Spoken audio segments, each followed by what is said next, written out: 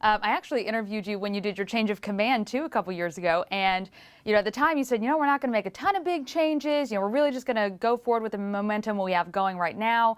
But there have been a lot of changes, a lot of good changes under your command. Yeah, it really has been a busy 3 years since I've been in the seat here, all for good things, like you said.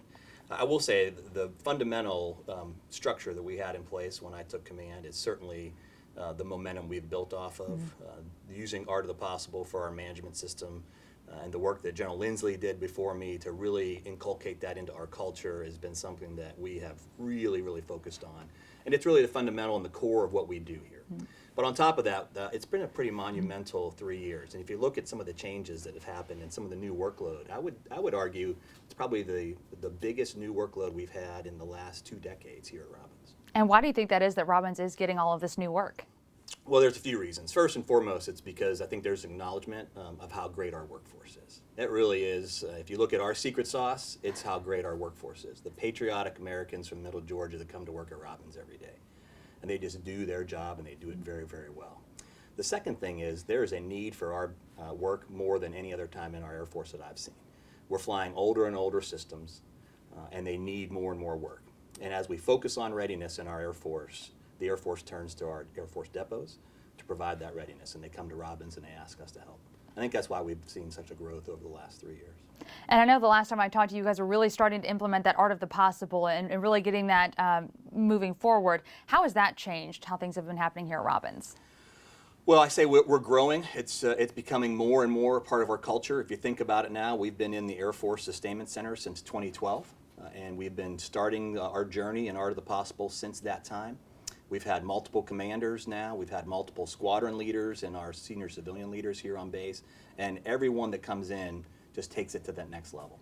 And I would say our 3-star, Lieutenant General Kirkland from Tinker, he came in this past summer and he doubled down on Art of the Possible. So it is how we do business in the Air Force Sustainment Center and at Robins, without question. And it's really part of our culture now.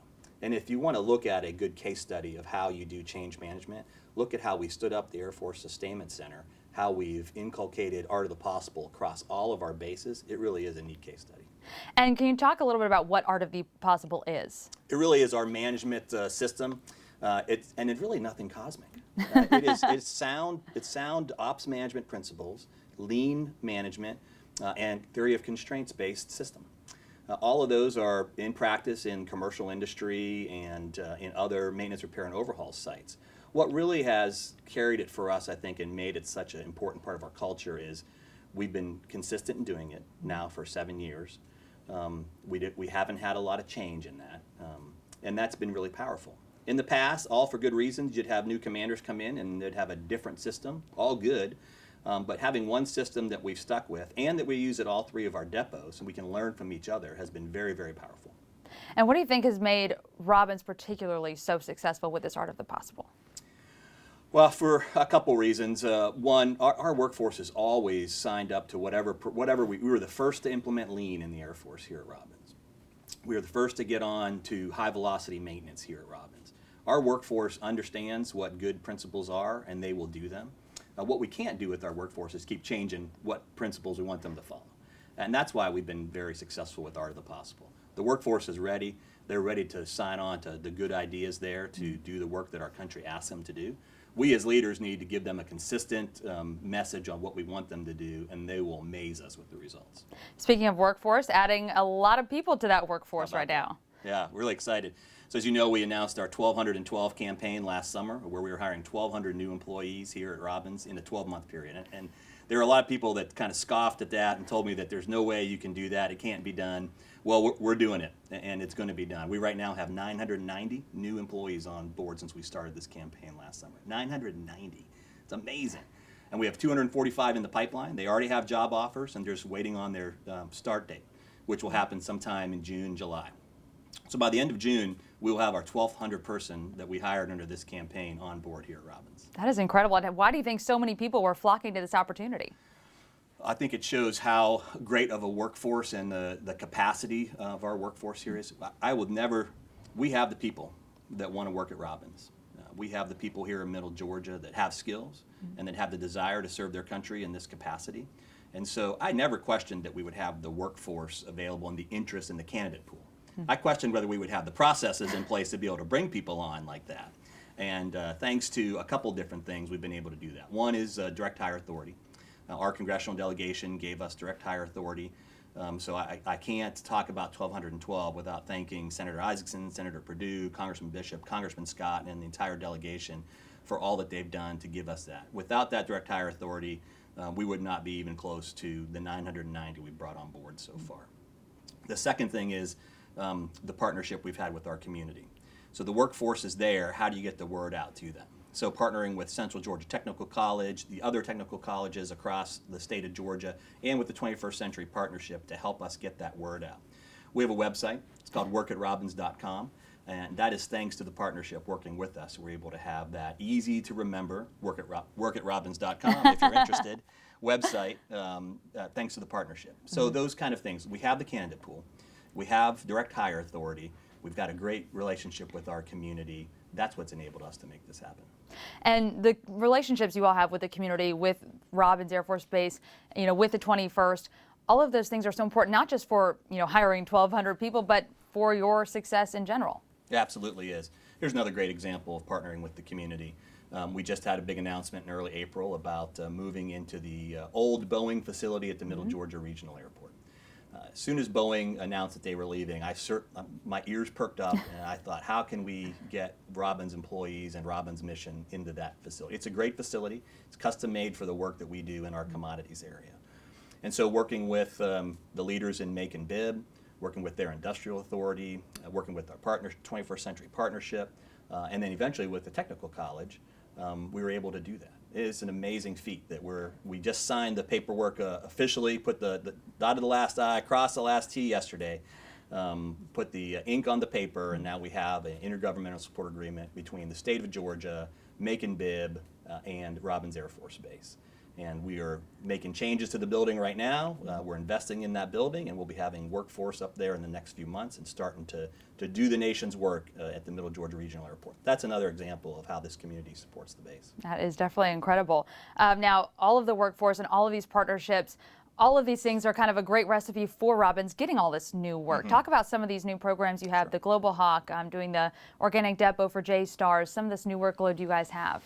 Yeah, we're excited about all that new work. I think most excited about Global Hawk. If you think about it, it's the only depot in the Department of Defense that can fly an unmanned aircraft in and do depot level work on it. And as you think about the future of warfare and where that future lies, it certainly will lie in the unmanned aircraft system world. So the ability for us to fly an aircraft in here and do that depot level work is really impressive. We have one here right now. We're continuing to have a program over the next few years. We'll keep bringing them in. And then we're looking at what the long-range sustainment plan for the Global Hawk looks like. And Robins will be a part of that. And we're really excited about that. We have some space set aside for the Global Hawk work, and we look to grow that work a lot over the next few years. And how many have you been able to do some depot work on since you started this? Yeah, we've done a total of 6 aircraft, and we have another one here right now. We bring them in, we do de-paint and then wing repair work and then paint them and send them back to the field. That may not sound like a whole lot, but when you think about the Global Hawk and what it does, the smoother the wings and the better flight dynamics that aircraft has, the quicker it can get on station and the longer it can loiter on station. That's what the Global Hawk's all about as an intel platform. And so the work we're doing is not just cosmetic here. It's really about operational efficiency and effectiveness. And we've gotten great reviews from the warfighter on how our product is when it gets back to the field and how much better it is for the warfighter there. So we're proud of that. We look to do some modification work on the Global Hawk next, and then whatever the long-term sustainment depot strategy for the Global Hawk is, we'll be doing that in the following years as well. So very excited about that work. You mentioned J-Stars. Of course, we're excited to help our 116th and 461st brothers and sisters across the ramp in doing organic PDM for the first time. The program office came to us. They asked if we could help. The contractor is doing good work for them down in Lake Charles, but they just needed more. And so they came to us and asked if we could do some work for them, and we certainly wanted to help them. And so we brought that project on. We're working it right now. As you know, those are old airplanes. They're all on their second life, and we're doing the best work we can on those, working really closely. The synergies of having the program office here, the engineers here on base, and the operational unit has been tremendous. And so that's another great partnership with those organizations and with Northrop Grumman on making that happen. We have 2 here right now. We'll get ready to push our first one out the door and back across the ramp here very soon. And then we'll continue to do work for them. We will be part of their solution in the future. I know a big part of that was efficiency. You guys are here, you can fix the airplanes here and get it right to them. Now, how quickly are you guys able to turn these planes over? Well, what we found, just like in any airplane, the airplane always gets a vote on how long it takes to get an airplane out. And like I said, these aircraft, the J-Stars, have been in the fleet for a long time. And there's a lot of things that you discover when you start opening those aircraft up there. So we had planned to have this here for about a year. We're going to have it a little bit over a year. But it's been some good learning, not just from us, certainly, but also from the engineers, the program office. We've learned a lot by having the aircraft here, having the engineers be able to be out on the floor. And so I think it's going to make everybody better in the long run. It'll help the contract depot, it will help us, and eventually it will help the warfighter. Now, another program, you guys are bringing all the C-130s here as well. Right. That's right. We started our Navy work last year. So we have our first Navy aircraft that's in our functional test area right now. So it's flying right now, and as soon as it checks out, we'll send that back to the fleet. And we're excited about that work. We have the next one here already, and it's already in work. And so over the next 5 years, we'll start transitioning that work from Utah to here. But we're doing it smartly. We're doing it in a way that maximizes our capacity for C-130 work here at Robins, taking advantage of what Hill can do and the expertise they have there as well. And so we're excited about that work too, working closely with the Navy on that. And why do you think Robins was chosen for this? Well, it's pretty simple. I mean, we are the C-130 Center of Excellence here. The program office is here, and the Air Force side, the engineers are here.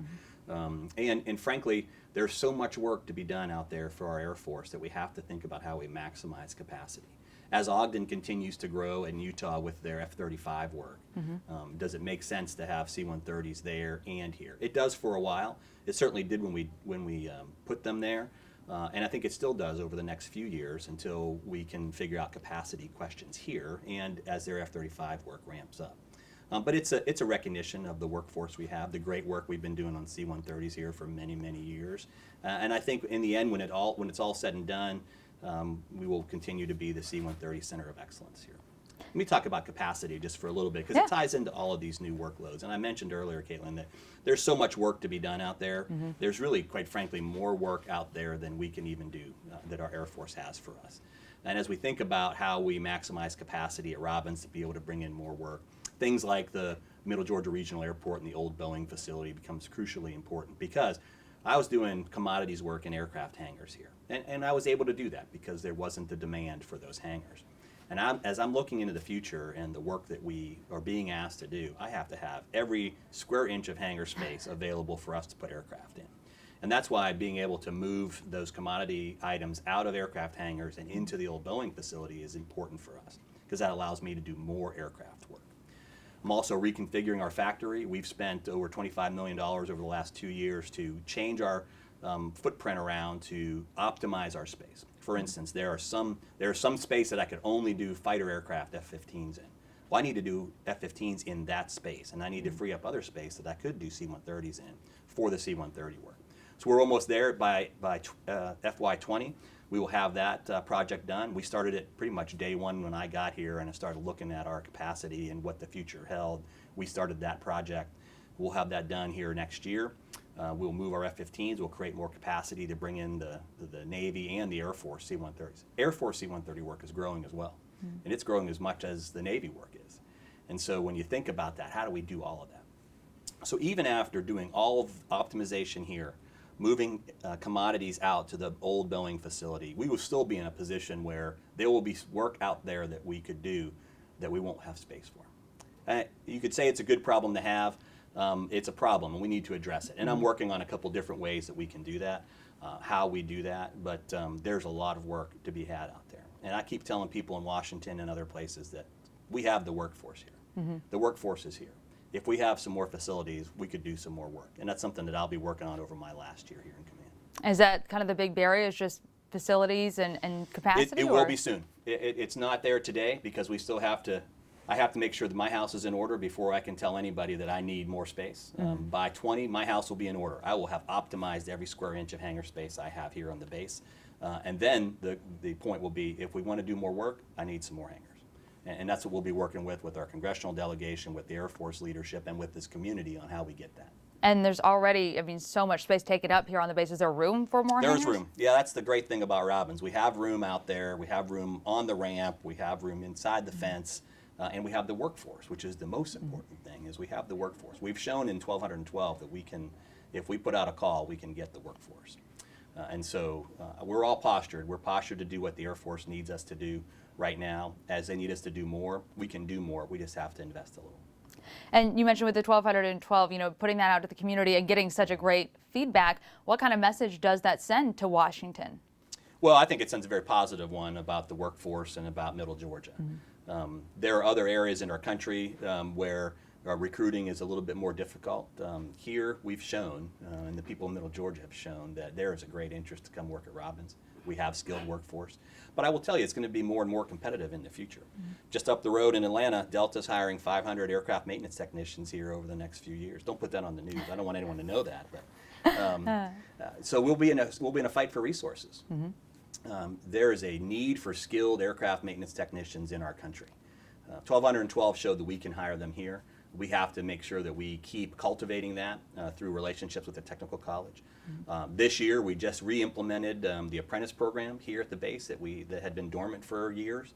I'm really excited about that. I mean, it's one of the things I'm more excited about than anything that we've done, because what that does is really, it gets younger folks that don't have experience in the business an opportunity to go to the technical college and work here at the base at the same time. We get them excited about serving our Air Force as a civil servant. We get them the skills they need through the technical college, and then we have a fast track to bring them right onto the base as permanent employees.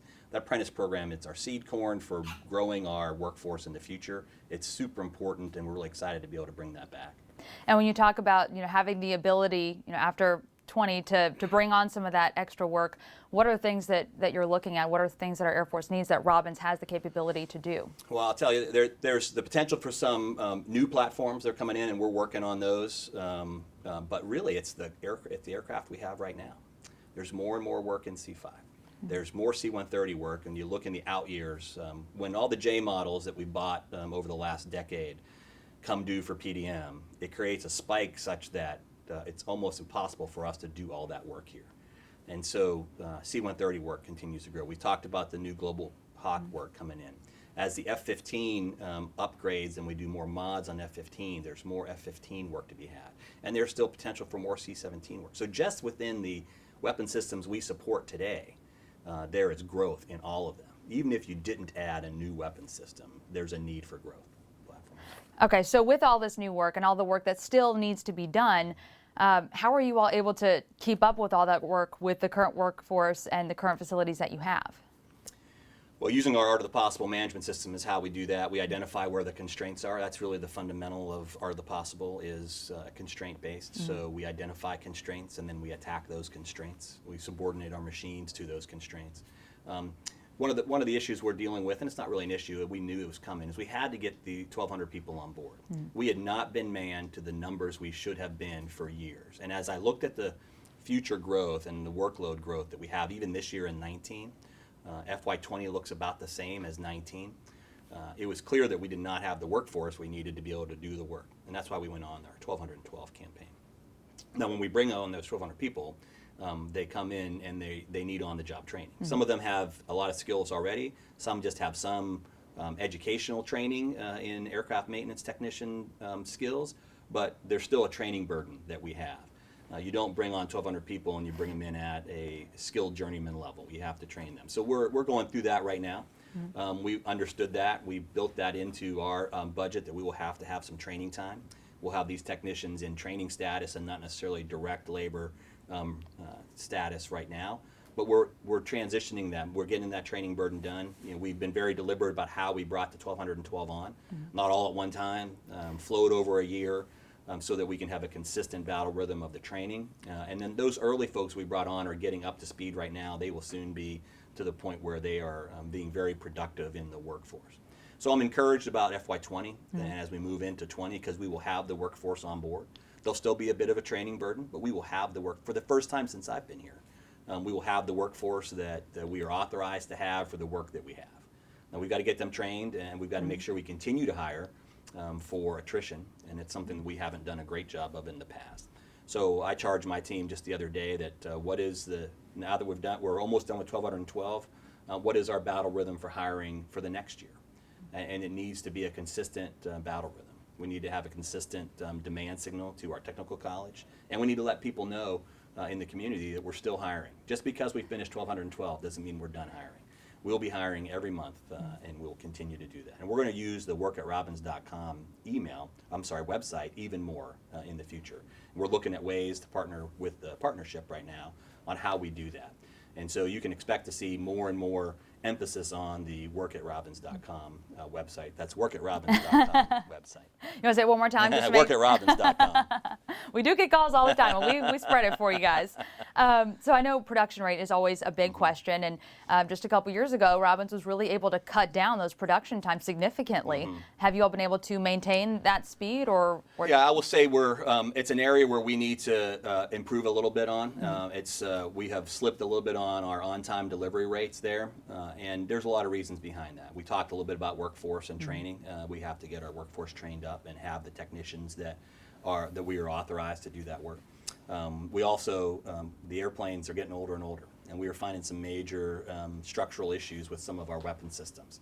And so we have to work through all that, and that's part of this business, and that's why the work we do at Robins and at Hill and at Tinker is so in demand right now, because as these weapon systems age and as we focus on the readiness of these systems, it takes more and more work to do.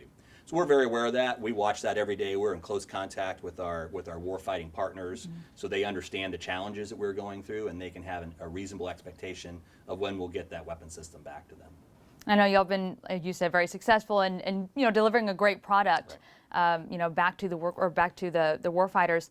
Now, one thing I did want to ask you about was the KC-130. I know that was before your time here, but what things have changed, or since A, the crash, or B, since that time, that have helped to, let that not happen again? Sure. A tragic event coming up on the 2-year anniversary. July 10th this year will be the 2-year anniversary since Yankee 72 went down in Mississippi. And we can't talk about that or the improvements we've made without recognizing the loss of those 16 Marines and 15 Marines, 1 sailor, and their families. And so we always have to keep them in our thoughts, and everything that we do to improve that process is with them in mind. And with their memories and with their families in mind. So what we've done is immediately upon hearing that some of the work that was done here could have contributed to that mishap, we stood down the production overhaul line that we had. We brought in an independent team of experts from the Navy, from the Air Force, from the Air Force Research Lab, and from industry, and took a look at our process. I will tell you that we still have not produced an overhaul blade here, because we are going to make sure that it is right, that we have given our technicians the manuals they need, and the manuals are clear. We've given them the newest technology that they can have to do the job, and then we've given them all the training. And once we are satisfied that the process is in place and it's the optimal process, and we have the manuals, the technology, and the training in place, then we'll start overhauling propeller blades again. We expect that to happen within the next month or so. We've been working this very hard for a lot of years. It gives you a taste of how hard of an engineering challenge this really has been, because we are now a year and a half into this review team on how we best overhaul propeller blades, and we haven't put one through the factory yet. We are committed to it. Our workforce is committed to it. Our workforce was crushed when they heard this. As you can imagine, our great men and women that work here at Robins, they work here for a long time, and many were in the shop in 2011. And they question, did they do something wrong? I think we as leadership didn't give them all the tools they needed and the clear technical manuals, and we had different processes in place. All that's being addressed now. All that's being addressed to ensure that we do everything we can to make sure something like this will never happen again. And is that something that you've looked at across the board in other shops as well? Absolutely. I mean, it's sobering when something like this happens, and it makes you reflect on not just in the propeller shop, but across any other areas of, okay, so if we had some areas where we didn't give the technicians everything they needed in this area, how about the other areas? We certainly have looked at that. We found some areas we'd be able to make some quick improvements on. But yes, it's something that we certainly look at and we continue to look at. And was that really kind of the major issue, was they didn't have the resources or training? It's hard to say really exactly what happened. As you know, we've talked about before, those records aren't kept past 2 years at that time. We have since changed that policy in the Air Force as well. But because of that, it's hard to tell exactly what happened. So all we could go back is look at the process that it was in place in 2017 at the time that we started looking at it and optimize what that process looked like. And in that, we found that we needed to do some improvements, and that's what we've been working on. And that kind of ties into the new workforce that's coming in and making sure, like you said, that they are trained to the best of their abilities. Absolutely. I mean, we have to train the new workforce right the first time. And no bad habits when they start, and we have to give them all the tools that they need. Our technicians are great. And if we ask them, this is the way that you need to do that job, and here are the tools to do that, they will do it. What we need to make sure is we give them those tools. We give them the latest technologies, and we listen to them. The people that know how to do it the best are the workforce. It's the workers who are out there every day. And if we as leaders can listen to our workforce and ask them what they need, and then actually listen and then respond to them, there's no end to what we can do for our workforce. Now I want to turn the tables on you a little bit. Okay. I know you, every time I've interviewed you, you love to shine the spotlight on your workforce and your workers, and that's wonderful. But we want to ask a little about you. So what do you think has been your favorite part of working here at Robins? Oh, the people by far. I just love it. Again, not to keep going back to it, but the folks that work here at Robins are just tremendous. And the people of Middle Georgia are tremendous. I mean, to be able to do something so important for our nation and to do it with such great people who are really like-minded about serving our nation, that's been easily the best part of what we do here. And from my military career, having been in for 27 years now in the Air Force, it's always about the people and the mission. A meaningful work to do for our country and getting to do it with great people. And this is your second stint at Robins. It is. What's been the difference between when you're here as a vice commander and now? Well, now I have a vice commander of my own that I can send to meetings I don't want to go to. I used to have to go to all those for General McMahon. I'm just kidding. Really, I think it's the maturity of our organization and really the synergies we have with our other ALCs. When I was here before in 2011, it was before we reorganized in Air Force Materiel Command. And each of our ALCs, and I had been at each of them now, we're doing great work for our nation. But we weren't really synergized, and we weren't working as an enterprise together. And that's what's the biggest change. When I came back to Robins in 2016, and I saw how much we collaborated with our other two depots, and really to act and to work as one enterprise, I think that's been the biggest change. And you've been here longer than most commanders. How do you think that's benefited, both you and Robins and the ALC? Well, it certainly has benefited me. I mean, this is a dream job, and to be able to stay here as long as I possibly can, I mean, they'll have to drag me out of the office when it's time for me to go.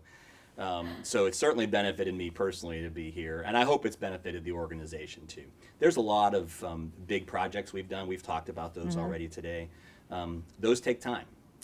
The work we're doing inside the fence to reconfigure our factory and the projects we have and the investment we've made into inside the fence takes time to do, and it takes leadership focus and energy.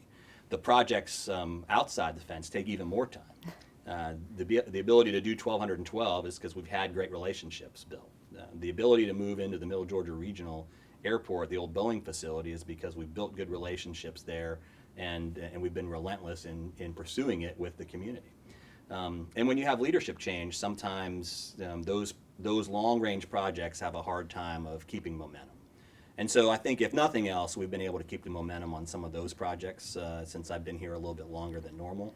And I hope that's been a benefit to Middle Georgia and to the base. Now, you've had obviously support from your workforce and support from the community, but support at home too. Your wife also served. She serves right now. In fact, she's a brigadier general in the Air Force Reserves, and I'm very proud of her. She does an amazing job. She's easily the better General Kubenic in the household. And the ability to serve, to continue to serve, and for us to be able to be stationed together and live together. She's assigned to Wright-Patterson right now, and she'll travel a week, a month or so there. But the Air Force Reserve is such a great program. It's been so good for our family, for us to be able to serve together and continue to serve in a way that works for our family. And so the reserves have been great for her. And I mean, I'm a little biased, but she's been pretty awesome for the reserves too.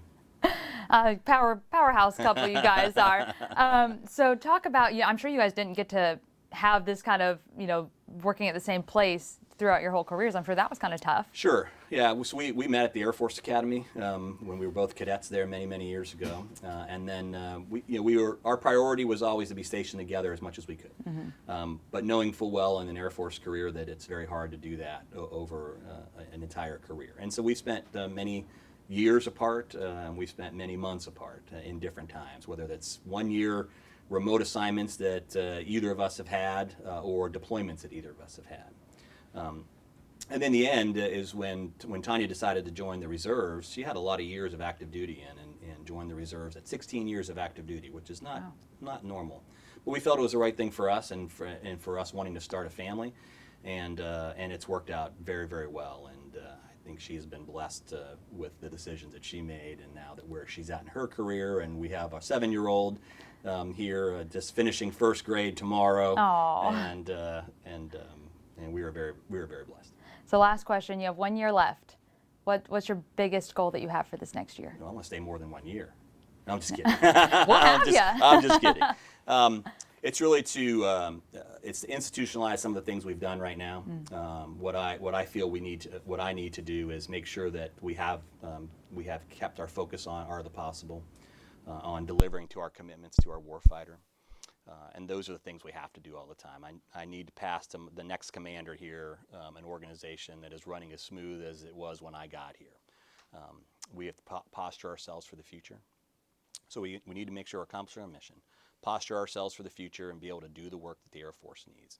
I want to pass on strong partnerships, both inside the fence and outside the fence, to the next. And I want to pass on the best workforce that person will have ever seen in their life. And I'm sure we'll do all of those things. I'm really excited about it. Well, we appreciate all your work you